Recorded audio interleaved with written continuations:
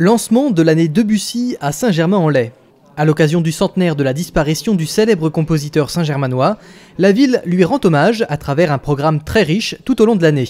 Concerts, expositions, conférences, ateliers pour les plus jeunes, avec en point d'orgue le week-end du 23 au 25 mars, marqué par de nombreux temps forts.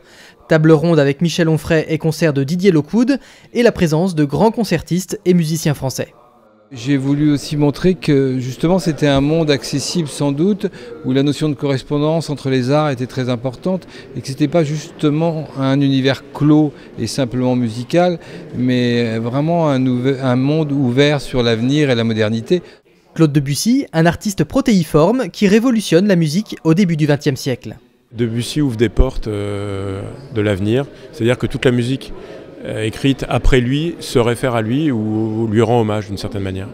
Pourtant, sa musique est parfois jugée un peu difficile d'accès, notamment pour les plus jeunes. Alors, l'un des défis de cette année Debussy était de s'adresser justement aux enfants. On a des jeux, des escape games, des contes, des découvertes musicales, des parcours musicaux.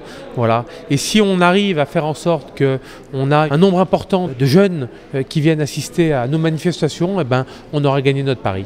Prochaine manifestation, une conférence sur Debussy et le symbolisme le 9 mars, salle Jacques Tati, puis concert le 17 mars à la maison natale de Claude Debussy. Découvrez toute la programmation sur saintgermainenlaye.fr.